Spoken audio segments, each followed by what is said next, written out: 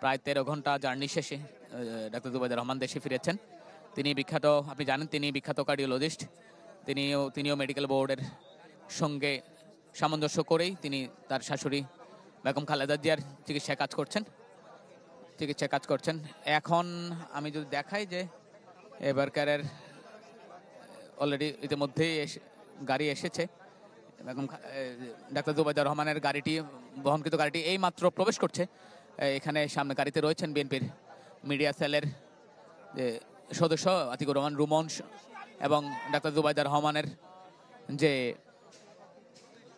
বড় বোন তিনি রয়েছেন, তার স্বামী রয়েছেন সেখানে, এবং এছাড়া রয়েছেন বিএনপির বেগম জিয়ার যে পুত্রবধূ জুবাইদা রহমান, তার গাড়িতে এই মুহূর্তে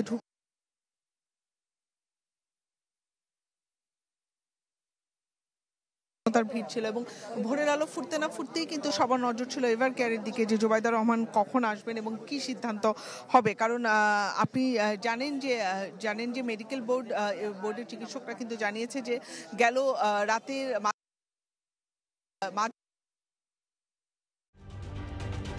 ঢালাইয়ে দৃঢ়তা, নির্মাণে নিশ্চয়তা, প্রিমিয়ার সিমেন্ট, ঢালাইয়ের রাজা।